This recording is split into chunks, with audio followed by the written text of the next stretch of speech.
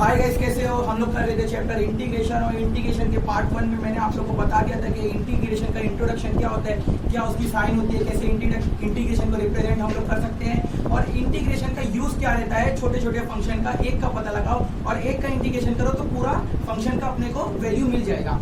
अब ये लेक्चर में मैं आप लोगों को उसके कुछ फॉर्मुलेस क्या है, इंटीग्रेशन के फॉर्मूले क्या होते हैं, वो मैं आप लोगों को बताता हूँ। तो गाइस हम लोग देखेंगे इंटीग्रेशन का फॉर्मूला क्या होता है, ठीक है। तो गाइस इंटीग्रेशन सबसे पहले हम लोग चालू करेंगे integration of x is to n, ठीक है। अगर कभी भी इधर पे लिखा रहेगा integration x is to n, तो बेटा इसका फॉर्मूला होएगा x is to n plus 1 upon n plus 1। मतलब क्या मालूम, इधर पे आप लोग x के ऊपर पावर देख लेंगे, ये n क्या रिप्रेजेंट कर रहा है, ये x क्या है। सबसे पहले ये देखो, ये x एक वेरिएबल है, वेरिएबल के ऊपर क्या मौजूद है मालूम, एक पावर मौजूद है। तो कभी भी अगर आप लोग का एक ऐसा दिया रहेगा x लिखा रहेगा और x के ऊपर कुछ पावर रहेगी, जैसे मैं समझो x हूं और मेरे ऊपर पावर 2 है, तो उसका इंटीग्रेशन करने का रहेगा। तो कभी भी अगर मैं ऐसा इंटीग्रेशन करूंगा तो मैं क्या करूंगा मालूम, मैं जैसा लिखा हूं तो मैं अपने आप को वैसे ही रहने दूंगा। मतलब मैं x हूं तो मैं जैसा लिखा हूं मैं अपने आप को वैसे ही रहने दूंगा, मैं अपने आप से छेड़खानी नहीं करूंगा। लेकिन जो मेरे ऊपर पावर दिख रही ना, पावर जो दिख रही, वो पावर को एक प्लस कर दूंगा, वो पावर में एक प्लस कर दूंगा, वो पावर में मैं एक एड अप कर दूंगा। तो ये जो दिख रहे हैं ना, ये n आप लोग को नजर आ रहा है, तो मैं क्या करूंगा मालूम, ये n में एक मिला दूंगा, मतलब n प्लस 1 कर दूंगा। तो जो भी ऊपर की वैल्यू हो जाएगी, जो n प्लस 1 हो जाएगी, और जो पावर मेरी मतलब जो मैं x था, मेरे ऊपर जो पावर n प्लस 1 हो गई, वही n प्लस 1 को उठाऊंगा और मेरे नीचे डिनोमिनेटर में लेके आ जाऊंगा। मतलब मैं क्या करूंगा मालूम, ये जो n प्लस 1 आ गया ना, ये जो पावर कब n प्लस 1 मतलब जो पावर थी ना, उसमें एक मिलाने के बाद, मतलब डिनोमिनेटर में कब लेके आने का है, जो n ऐसा मौजूद है वैसे उसको डिनोमिनेटर में नहीं लाना है। जब आप उसमें एक मिला दोगे ना, तो एक मिलाने के बाद आप लोग को वो पावर को उठा के नीचे लेके आने का रहेगा डिनोमिनेटर में। तो ये n प्लस 1 अपॉन पावर में एक मिला दिए ना, देखो पावर पहले n थी, अब उसमें एक एड अप कर दिए। अब जब एक एड अप कर दिया ना, तो उसको डिनोमिनेटर में लेके आ जाने का। मतलब सिंपल का फॉर्मूला क्या बनेगा मालूम, x is to n plus 1 divide by x raise to, हाँ पावर में n प्लस 1, x के बाजू में नहीं है, ये बच्चे लोग गलती करते हैं, x की पावर में, तो x is to n plus 1 divide by क्या हो जाएगा मालूम, n प्लस 1 हो जाएगा। जैसे मैं आप लोगों को एक एग्जांपल देता हूँ, ठीक है। मैं आप लोगों को ट्रिक भी बता देता हूँ, याद रखने की, आप लोग बेफिक्र रहो, ट्रिक से सारी चीज पढ़ाता हूँ मैं, ठीक है। तो एग्जाम्पल मैं आप लोगों को देता हूँ, x क्यूब दिए और बोलते हैं भाई साहब, बोलते कि भाई इसका इंटीग्रेशन करके बताओ। x क्यूब दिया तो मैं क्या हूँ, मैं x हो गया, मेरे ऊपर पावर आप लोगों को नजर आ रही होगी, पावर कितनी हो गई, पावर 3 हो गई। तो रूल क्या बताया था, पावर में एक मिला दो, और पावर में जब एक मिला देंगे तो पावर को उठा के डिनोमिनेटर में लेके आओ। तो ट्रिक याद रख लो, पावर में एक मिलाओ, एक मिलाने के बाद पावर को डिनोमिनेटर में लाओ। समझ में आ गई बात। तो ये कितना हो जाएगा, पावर को पहले एक मिलाओ तो कितना हो जाएगा, x3 प्लस 1। अब एक मिला दिए ना, वही पावर को डिनोमिनेटर में लेके आओ, ठीक है। ये सेम चीज को कॉपी कर लो नीचे, तो ये क्या हो जाएगा मालूम, 3 प्लस 1। अच्छा एक बात याद रखना, इंटीग्रेशन का रूल होता है कि जब भी हम लोग इंटीग्रेशन कर लेना तो आगे कांस्टेंट लगता है, प्लस सी लगाना जरूरी है, ये रूल है।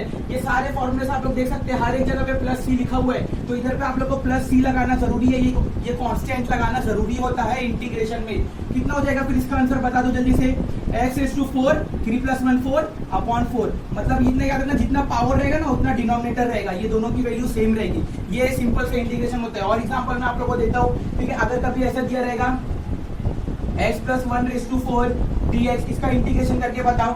तो कैसे करेंगे इसका इंटीग्रेशन, तो हम लोग क्या करेंगे, ये जो पावर आप लोग को दिख रही है ना, ये पावर में एक मिला देंगे। कभी भी याद रखो, पावर में एक मिला देंगे, एक मिलाने के बाद जो पावर होगी उसको उठा के डिनोमिनेटर में लेके आएंगे। मतलब पावर में भी एक ऐड करेंगे, और एक ऐड करने के बाद जो पावर की वैल्यू बच रही वही एग्जैक्ट वैल्यू डिनोमिनेटर में लिखेंगे।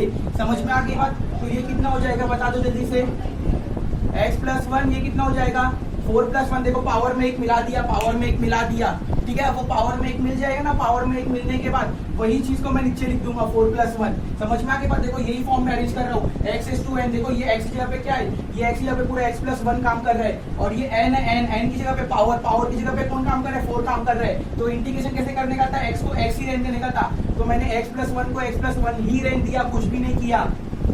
और ये जो n था, n में एक मिला देने का था, और वही चीज को डिनोमिनेटर में लिखने का था। तो मैं क्या करूंगा, ये जो 4 है, 4 में एक मिला दूंगा और वही चीज को नीचे लिख दूंगा डिनोमिनेटर में। तो 4 प्लस 1 नीचे भी क्या आ जाएगा, 4 प्लस 1 आ जाएगा। और आगे रूल क्या था, कांस्टेंट लगाना जरूरी है। तो कितना आ जाता है फिर इसका आंसर, तो इसका आंसर आता है x प्लस 1 4 प्लस 1 कितना होता है 5 अपॉन 4 प्लस 1 कितना होता है 5 प्लस 3, ये इसका क्या हो जाता है मालूम, इंटीग्रेशन हो जाता। तो ये इतने इजी क्वेश्चंस होते हैं, इजी फॉर्मुलेज होते हैं। तो आई होप तो आप लोग को ये पहला वाला फॉर्मूला समझ में आ गया होगा। ठीक है, क्या फॉर्मूला है बोलो जल्दी से, x⁴n का x⁴n+1 अपॉन n+1। ट्रिक क्या याद रखोगे आप लोग, पावर में एक मिलाओगे और वही जो एक मिला है ना पावर में, ये पावर में एक मिला है ना, वही पावर में मिलाने के बाद सेम चीज इधर पे नीचे आएगी। समझ में आ गई बात। चलो नेक्स्ट, इंटीग्रेशन ऑफ dx। तो dx से खाली कुछ भी नहीं है, मतलब इधर पे मैं बोल सकता हूँ ये इंटीग्रेशन ऑफ 1 dx है। ठीक है, 1 into dx। तो कभी भी 1 का इंटीग्रेशन करेंगे या खाली dx का इंटीग्रेशन करेंगे तो याद रखना 1 का इंटीग्रेशन या dx का इंटीग्रेशन खाली x आएगा और कुछ भी नहीं। मतलब क्या मालूम बेटा, अगर मैं कर रहा हूँ इंटीग्रेशन ऑफ dx रहेगा तो उसका इंटीग्रेशन x होएगा, दिमाग में बिठा लो। और आगे कांस्टेंट आएगा, कांस्टेंट क्या होता है c तो हमेशा हर इसमें आते ही रहेगा, इतना याद रखना। ठीक है, तो खाली इंटीग्रेशन ऑफ dx करूंगा तो dx का इंटीग्रेशन क्या होएगा, खाली x होएगा। दिमाग में बैठ गया, दो फॉर्मूला एकदम दिमाग में बैठ गए मेरे। ठीक है, चलो आगे बढ़ते हैं। नेक्स्ट साइन x का इंटीग्रेशन करेंगे। ठीक है, ये साइन x से आगे हाँ, तो गाइस मैं आप लोग को ये बता रहा था कि इंटीग्रेशन को रिप्रेजेंट करने का ये तरीका होता है, ये इंटीग्रेशन की साइन होती है, ये क्वेश्चन होता है। और आप लोग को प्रीवियस लेक्चर में बताया था कि उसके आगे हमेशा dx कंफर्म आता ही है, ये रूल है, ये dx आता है। ये वो सब, ये जो dx नजर आ रहा है ये dx, इधर पे भी dx होएगा। ठीक है, इधर dx dx dx, ये dx ये dx। ठीक है, तो ये एक तरीका है कि इंटीग्रेशन के जो मेन क्वेश्चन होते हैं ना, मेन क्वेश्चन, जैसे मैं बोलूँ इधर पे क्या आएगा मालूम, ये इंटीग्रेशन की साइन हो गई, ये क्या हो गया, ये उसका मेन क्वेश्चन हो गया, उसके आगे देखो dx आ जाएगा। ये इंटीग्रेशन की साइन हो गई, ये इसका मेन क्वेश्चन हो जाएगा, उसके आगे dx आ जाएगा। ये इंटीग्रेशन, ये उसका मेन क्वेश्चन हो गया, उसके आगे dx आएगा। तो ये फॉर्म में रहता है। ठीक है, dx हमेशा लगाना जरूरी है। ठीक है, कैन ठीक है, तो इंटीग्रेशन हम लोग इधर पे थे। ठीक है, आप लोग वापस आ जाओ इधर पे। तो इंटीग्रेशन ऑफ साइन x, तो साइन x का इंटीग्रेशन होता है cos x। ठीक है, साइन पे भी मत जाओ, साइन प्लस माइनस कब रहेगी उसकी भी ट्रिक बता दूंगा, उसका भी टेंशन मत लो आप। ठीक है, खाली इतना याद रखो कि साइन x का इंटीग्रेशन, मैं बोलूं कि भाई मेरे को साइन x का इंटीग्रेशन करके दो, तो आप लोग का आंसर आना चाहिए सर साइन x का इंटीग्रेशन होता है cos x। क्या आप लोग का जवाब आना चाहिए, साइन x का इंटीग्रेशन क्या होता है, cos x होता है। ठीक है, वैसी cos x का इंटीग्रेशन करो तो sin x, ये साइन पे आ रहा हूँ, माइनस वाली की ट्रिक बता रहा हूँ, अभी टेंशन मत लो। ठीक है, अभी साइन को छोड़ दो थोड़ी देर के लिए। sin x का इंटीग्रेशन cos x का इंटीग्रेशन sin x, इतना दिमाग में बैठ गया, सिंपल सा फॉर्मूला था। बोलो जल्दी से, sin x का इंटीग्रेशन क्या होता है, sin x का इंटीग्रेशन होता है cos x, और cos x का इंटीग्रेशन क्या होता है, sin x होता है। ठीक है, इतना हम लोग के दिमाग में बैठ गया। ठीक है, साइन पे आ रहा हूँ, फिर से बता रहा हूँ। ठीक है, चलो integration of sec square x, sec square x का इंटीग्रेशन होता है 10x। समझ में आ गई बात, sec स्क्वायर x का इंटीग्रेशन होता है 10x, दिमाग में बिठा लो, sec स्क्वायर x का इंटीग्रेशन होता है 10x। ठीक है, कोसेक स्क्वायर x आप लोगों को पता है, sec स्क्वायर और कोसेक, sec और कोसेक ये दोनों आपस में भाई भाई होते हैं। समझ में आगे बात, पता है ना कौन किसका भाई होता है। सबसे पहले क्या रहता है, साइन, साइन के बाद क्या आता है कॉस, कॉस का फुल फॉर्म होता है कोसाइन। तो इन लोग दोनों आपस में लगभग मैं बोल सकता हूँ भाई भाई है। ठीक है, फिर क्या होता है सेक, सेक का अपोजिट क्या होता है कोसेक, तो इन लोग दोनों भाई भाई है।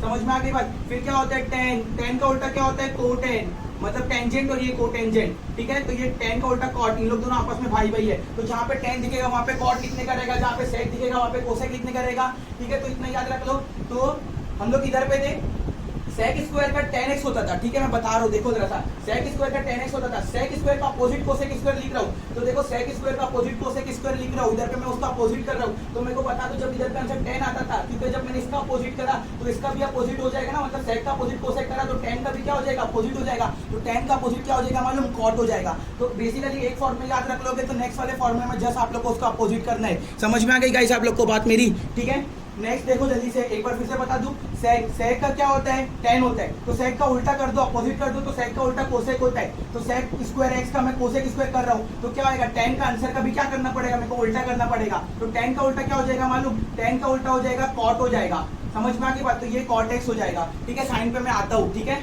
चलो नेक्स्ट, sec x 10x, कभी भी sec x 10x का इंटीग्रेशन करने बोले तो याद रखना कभी भी दो टर्म साथ में रहेंगे, sec और 10 साथ में रहेंगे, तो उसका इंटीग्रेशन हम लोग जब भी करेंगे तो सिर्फ और सिर्फ पहला टर्म लिखने का रहेगा। मतलब अगर मैं sec x 10x करूंगा तो आप लोग को आंसर में सिर्फ और सिर्फ पहला टर्म लिखने का रहेगा, मतलब sec x लिखने का रहेगा। तो मेरे को बता दो फिर इसका क्या आएगा, देखो sec का उल्टा कोसेक हो गया, 10 का उल्टा कॉट हो गया, देखो sec का उल्टा कोसेक हो गया, 10 का उल्टा कॉट हो गया, तो मेरे को पता कोसेक और कॉट, इसका इंटीग्रेशन क्या रहेगा। तो आप लोग बोलेंगे सर इधर पे जो sec x 10x में पहला वाला sec x आ रहा था तो इसका उसका उल्टा कर दो, कोसेक एक्स कर लो, या तो कोसेक और कॉट दो टर्म साथ में, कभी भी अगर दो टर्म साथ में रहेंगे और बीच में मल्टीप्लाई की साइन रहेगी तो वो केस में हमेशा क्या करना है, ये दो ही फॉर्मूला उस हिसाब से बनेगा, तो हमेशा पहली वाली वैल्यू लिख देना, ठीक है। तो ये कोसेक एक्स हो जाएगा, समझ में आ गई बात, मतलब सेक एक्स tan एक्स, उसका आंसर क्या हो जाएगा, सेक एक्स हो जाएगा। अगर कोसेक एक्स और कॉट एक्स तो उसका आंसर क्या हो जाएगा मालूम, कोसेक एक्स हो जाएगा, समझ में आ गई बात। तो ये उसका आंसर हो जाएगा, साइन पे मैं आ रहा हूँ, ठीक है, साइन देख लो, मैं बताता हूँ, ठीक है। याद रखो हमेशा आंसर में,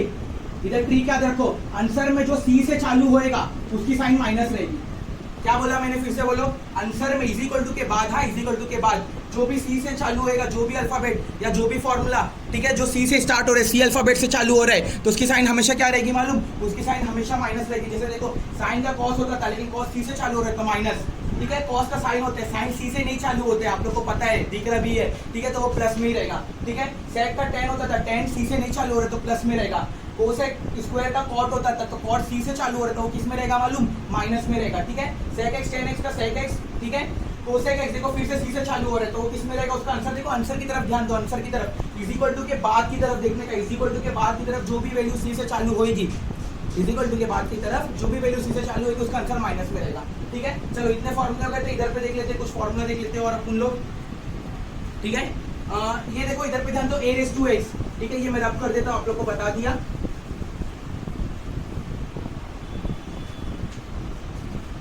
ये देखो आप लोग को इधर पे नजर आ रहा है a रेज़ टू x, ठीक है, a raise to x dx, इसका फॉर्मूला होता है a raise to x divide by log a। क्या फॉर्मूला होता है इसका, a raise to x divide by log a।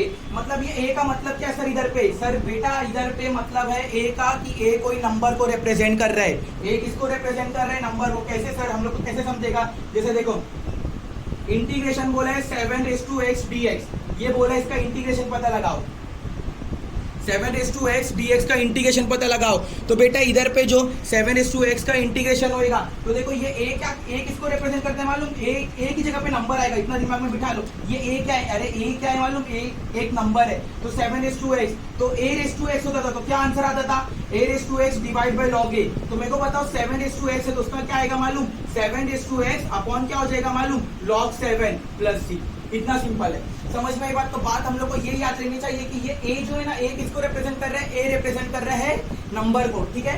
अगर इधर पे बताओ a रेज़ टू 9 रेज़, ठीक है, इंटीग्रेशन 9 रेज़ टू x बोला है, ठीक है, ये 9 है, हाँ 9 रेज़ टू x dx, बता दो इसका आंसर क्या आएगा, 9 रेज़ टू x बोला है, 9 रेज़ टू x, तो इसका आंसर क्या आएगा, ये फॉर्म में आ रहा है, a रेज़ टू x के फॉर्म में आ रहा है ना वो वाला क्वेश्चन, लेकिन a की जगह कौन काम कर रहा है, 9 काम कर रहा है, तो ये क्या आएगा मालूम, 9 रेज़ टू x हो जाएगा, क्योंकि इधर पे a रेज़ टू x था, तो इधर पे भी a रेज़ टू x है, तो 9 रेज़ टू x है, तो इधर पे क्या आ जाएगा मालूम, 9 रेज़ टू x अपॉन क्या आएगा मालूम, log a है, तो इधर पे a की जगह क्या काम कर रहा है, 9 काम कर रहा है, तो ये कितना हो जाएगा मालूम, log 9 हो जाएगा, प्लस c तो हमेशा सब में आता ही है, समझ में आगे बात। तो याद रखना, याद रखो, दिमाग में बिठा लो, a जो भी दिखेगा, a क्या रिप्रेजेंट कर रहे हैं, a रिप्रेजेंट कर रहे हैं एक नंबर को, a किसको रिप्रेजेंट कर रहे हैं, एक नंबर को रिप्रेजेंट कर रहे हैं, ठीक है।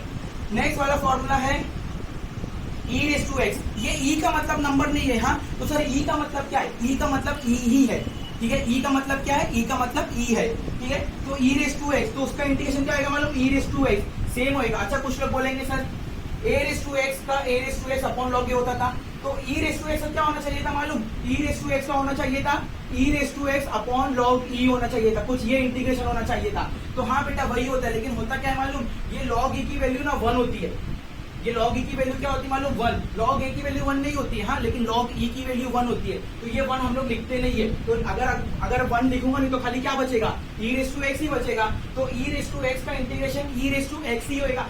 e नंबर नहीं होता है, जहां पे नंबर दिखेगा 7 रेज़ टू x, वहां पे e रेज़ टू x का फॉर्मूला नहीं लगेगा, a रेज़ टू x लगेगा, समझ में आ गई बात। जहां पे लिखेगा e रेज़ टू x, तो वहां पे क्या लगेगा मालूम, e रेज़ टू x का फॉर्मूला लगेगा। जैसे मैं आप लोग को इधर पे दो क्वेश्चन बताता हूँ, आप लोग मेरे को बताओ कि हम लोग कहाँ पे कौन सा फॉर्मूला लगाएंगे, कौन सा इंटीग्रेशन का फॉर्मूला लगाएंगे, क्योंकि होता क्या है मालूम बच्चे लोग को, किसमें a लगाने किसमें e लगाने का बहुत कंफ्यूजन होती है। तो मैं आप लोग को सिंपल ट्रिक बता दे रहा हूँ, आप लोग उससे दिमाग में बिठा सकते हो। मेरे को बताओ, अगर इधर पे दिया है integration of 8 raise to x dx, और इधर पे दिया है integration of e raise to 8x, तो कहाँ पे कौन सा फॉर्मूला लगाएंगे, बताओ कहाँ पे कौन सा फॉर्मूला लगाएंगे। एक जगह दिया है 8 रेस टू एक्स और dx, और एक जगह आगे क्या दिया है मालूम, e raise to 8x dx दिया है। कहाँ पे कौन सा फॉर्मूला लगाएंगे, तो ये 8 क्या है, ये 8 है, ये नंबर को रिप्रेजेंट कर रहा है। और मैंने आप लोगों को बताया जहां पे भी नंबर आएगा, नंबर आएगा, तो वहां पे हम लोग a वाला फॉर्मूला यूज करेंगे। तो इधर पे फॉर्मूला क्या लगाएंगे मालूम, इधर पे हम लोग फॉर्मूला लगाएंगे a raise to x upon log a। तो इसका आंसर कितना आ जाएगा मालूम, क्योंकि नंबर है ना, नंबर a को रिप्रेजेंट करता है, दिमाग में बिठा लो एकदम बेटा। तो ये कितना हो जाएगा मालूम, 8 रेस टू एक्स अपॉन क्या हो जाएगा मालूम, log 8 प्लस c। ठीक है, ये कुछ आंसर आ जाएगा इसका। ठीक है, 8 raise to x upon log 8 plus c। इधर पे क्या था, e रेस टू 8x, तो e रेस टू x पे कौन सा फॉर्मूला लगाएंगे मालूम बेटा, आप लोग ये वाला लगाएंगे। तो सेम वही आंसर आएगा, खाली उसमें थोड़ा सा आगे कुछ रहता है, वो मैं बता दूंगा आप लोग को। e रेस टू x मतलब खाली आप लोग अभी इतना दिमाग में बिठा लो कि कोई e रेस टू x के टर्म में रहेगा तो उसका answer e raise to x ही आएगा। ठीक है, इतना आप लोग दिमाग में बिठा लो, वहां पे नंबर नहीं लगाएंगे, मतलब इसको ऐसे नहीं लिख देना, हाँ e raise to 8x log e, ये नहीं लिखना। हाँ, समझ में आ गई बात। ठीक है, तो आप लोग जो फॉर्मूला आप लोग को बताया वो फॉर्मूला आप लोग इधर पे लगाएंगे। नंबर के टर्म में रहेगा तो वहां पे a रेस टू x होएगा, e रेस टू x दिखेगा तो e दिखेगा, a नहीं दिखेगा, a दिखेगा तो नंबर लगाना। ठीक है, लास्ट वाला फॉर्मूला प्यारा सा बचता है जो बहुत यूज होता है। ठीक है, ये फॉर्मूला है 1/x। इसका इंटीग्रेशन क्या होता है, मतलब 1/x का इंटीग्रेशन क्या होता है, तो 1/x का इंटीग्रेशन होता है log x। समझ में आ गई बात, मतलब दिया है कि अगर 1/x, तो 1/x का इंटीग्रेशन होएगा log x प्लस c। क्या इंटीग्रेशन होएगा 1/x का, log x प्लस c। तो मेरे को बताओ 1/7x है, तो उसका इंटीग्रेशन क्या होएगा मालूम, log 7x हो जाएगा प्लस c। तो ये बेसिक से फॉर्मूले है 1/x, उसका इंटीग्रेशन log x होएगा। ये आप लोग को बहुत अच्छे तरीके से क्या होना चाहिए, आ जाना चाहिए। एक बार सारे फॉर्मूलेस में आप लोग को रिवाइज करा देता हूँ, ताकि वो जो आप लोग के दिमाग में मैंने जो भी कॉन्सेप्ट बताया हो तो वो इजीली क्या हो जाए, आप लोग के दिमाग में बैठ जाए। तो चालू कर देते हम लोग ने x रेस टू n का। ठीक है, सबसे पहला वाला formula x raise to n का क्या फॉर्मूला होता है, मैंने क्या ट्रिक बताया था, पावर को एक बढ़ाओ और वही जो बढ़ी हुई पावर है ना उसको डिनोमिनेटर में लाओ।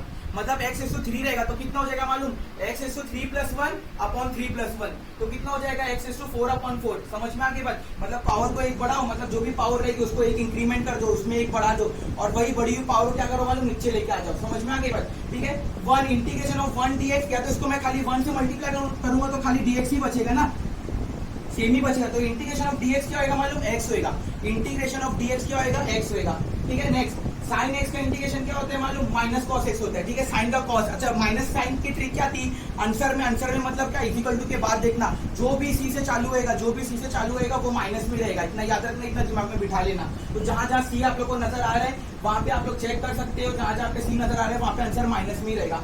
ठीक है, साइन का कॉस होएगा, कॉस का साइन होएगा। ठीक है, चलो सेक स्क्वायर x का इंटीग्रेशन होएगा 10x, कोसेक स्क्वायर एक्स, देखो सेक का कोसेक उल्टा होता है, तो ये याद कर लेंगे तो इसका ऑटोमेटिकली याद हो जाएगा। क्यों, कैसे याद होगा सर, सेक का कोसेक होता है तो 10 का क्या होगा, 10 का कॉट हो जाएगा। समझ में आ गया, बाकी 10 का उल्टा कॉट होता है, आप लोग को इधर पे लिख के बताया था मैंने अभी। ठीक है, सेक एक्स 10x, दो टर्म आपस में मल्टीप्लाई हो रहे तो क्या ट्रिक बताया था, पहला वाला लिख देना, तो क्या लिख देंगे, सेक एक्स लिख देंगे। वैसे इधर पे देखो कोसेक एक्स और कॉट एक्स दो टर्म आपस में मल्टीप्लाई कर रहे तो क्या लिख देंगे, पहला वाला लिख देंगे, कोसेक एक्स लिख देंगे। ठीक है, a रेस टू x रहेगा तो a raise to x upon log a। बात ये याद रखना कि a किसको रिप्रेजेंट कर रहा है, a रिप्रेजेंट कर रहे हैं नंबर को। ठीक है, और e रेस टू x रहेगा तो उसका आंसर वही आएगा।